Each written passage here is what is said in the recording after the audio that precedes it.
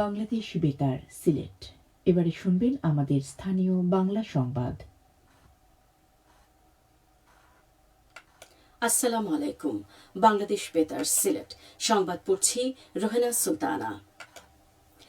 আসন্ন ত্রয়োদশ জাতীয় সংসদ নির্বাচন ও গণভোটকে সামনে রেখে ব্যাপক নিরাপত্তা ব্যবস্থা নিয়েছে বর্ডার গার্ড বাংলাদেশ বিজিবি।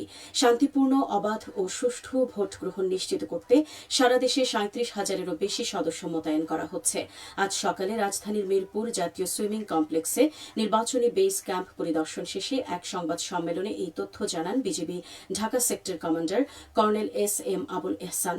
তিনি জানান, দেশের ৪৯৫টি উপজেলার মধ্যে ৪৮৯টিতে বিজিবি নির্বাচনী দায়িত্ব পালন করবে। এর মধ্যে সীমান্তবর্তী ৬১টি উপজেলায় বিজিবি এককভাবে নির্বাচনী দায়িত্ব পালন করবে।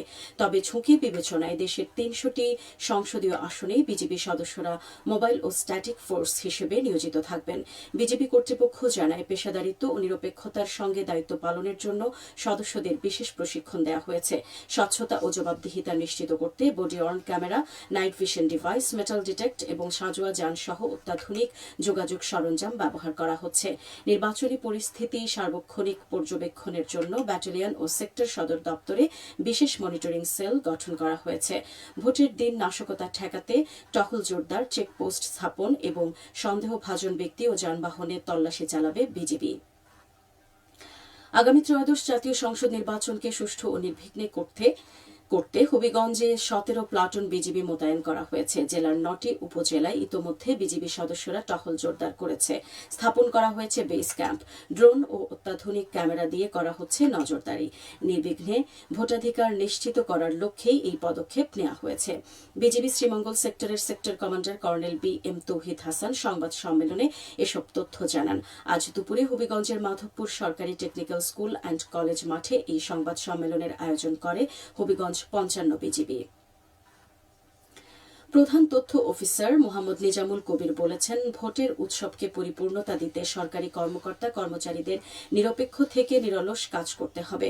শতভাগ সততা, আন্তরিকতা ও দায়িত্বশীলতার সাথে কাজ করে ভোট উৎসবকে সফল করতে হবে।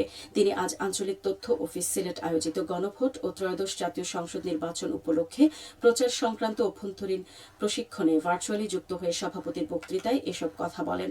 প্রধান তথ্য অফিসার আসন্ন গণভোট ও ত্রয়োদশ জাতীয় সংসদ নির্বাচনকে সামনে রেখে জনগণের মধ্যে ব্যাপক সচেতনতা সৃষ্টি করার উপর গুরুত্ব আরোপ করেন। তিনি বলেন, বিগত ১৫-১৬ বছরে দেশের জনগণ প্রকৃত অর্থে স্বাধীন ও উৎসবমুখর ভোটাধিকার প্রয়োগের সুযোগ পায়নি। ফলে ভোটের প্রতি মানুষের আস্থা ও আগ্রহ হ্রাস পেয়েছে। অভ্যন্তরীণ প্রশিক্ষণে অতিরিক্ত প্রধান তথ্য অফিসার মোহাম্মদ ইয়াকুব আলী ও উপপ্রধান তথ্য অফিসার হাসিনা আক্তার সেশন পরিচালনা করেন। এ সময় তারা সরকারি আচরণবিধি মেনে দায়িত্ব পালনের জন্য কর্মকর্তা কর্মচারীদের নির্দেশনা প্রদান করেন। এ সময় আঞ্চলিক তথ্য অফিস সিলেটের কর্মকর্তা কর্মচারী উপস্থিত ছিলেন। সুশাসনের জন্য নাগরিক সুজনের উদ্যোগে জনগণের মুখোমুখি দাঁড়িয়ে নির্বাচনী আসন নিয়ে কথা বলেছেন সুনামগঞ্জের ভোটার ও প্রার্থীরা। আজ সকালে পৌর শহরের ঐতিহ্যবাহী জাদুঘর প্রাঙ্গণে অনুষ্ঠিত অনুষ্ঠানে অংশ নেন সুনামগঞ্জ ৪ আসনের বিএনপির বিদ্রোহী প্রার্থী দেওয়ান জৈনুল জাকেরিন, ইসলামী আন্দোলন বাংলাদেশের শহীদুল ইসলাম, জাতীয় পার্টির নাজমুল হুদা হিমেল এবং ভোটাররা। সুজন সভাপতি নুরুল হক আফিন্দির সভাপতিত্বে যোগাযোগ ব্যবস্থা উন্নয়ন, বিভিন্ন প্রকল্পে দলীয় ছত্রছায়ায় লুটপাট, নারী অধিকার, সরকারি প্রতিষ্ঠানে হয়রানি সহ জনগণের নানা প্রশ্নের মুখোমুখি হয়ে উত্তর দেন প্রার্থীরা। অর্থ উৎকোচ কিংবা আবেগিত হয়ে ভোট না দেওয়ার শপথ করানো হয় ভোটারদের। অনুষ্ঠানে জেলা প্রশাসন ও সুশীল সমাজের প্রতিনিধিরাও উপস্থিত ছিলেন। মৌলভীবাজারের জেলা প্রশাসক তৌহিদুজ্জামান পাবেল বলেছেন, প্রথমবারের মতো দেশে একসাথে দুটি নির্বাচন অনুষ্ঠিত হতে যাচ্ছে। এই নির্বাচনে জনগণই হচ্ছেন ভোট কেন্দ্রের মূল চালিকা শক্তি। দল ও মতের ঊর্ধ্বে থেকে নিরপেক্ষভাবে সততা ও নিষ্ঠার সাথে দায়িত্ব পালনের আহ্বান জানিয়ে তিনি বলেন, আইন শৃঙ্খলা রক্ষাকারী বাহিনীর সাথে বডি অর্ন ক্যামেরা থাকবে। সুতরাং কে কি করছেন তা এখন আর গোপন থাকবে না। তিনি আজ সকালে কুলাউড়া উপজেলার নবীন চন্দ্র সরকারি উচ্চ বিদ্যালয় প্রাঙ্গণে আসন্ন ত্রয়োদশ জাতীয় সংসদ নির্বাচন ও গণভোটে ভোট গ্রহণকারী কর্মকর্তাদের ৩ দিনব্যাপী প্রশিক্ষণ কর্মশালার উদ্বোধনকালে এসব কথা বলেন।